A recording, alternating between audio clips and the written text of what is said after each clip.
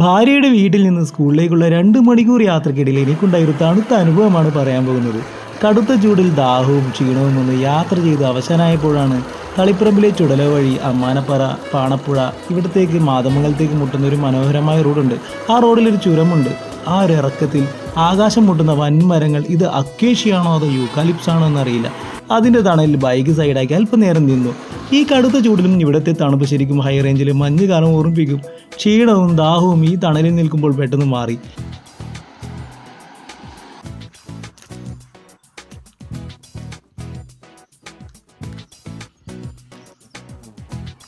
കഴിഞ്ഞില്ല, ഇതിൻ്റെ താഴ്വാരത്തിൽ മനോഹരമായൊരു തോടുമുണ്ട്.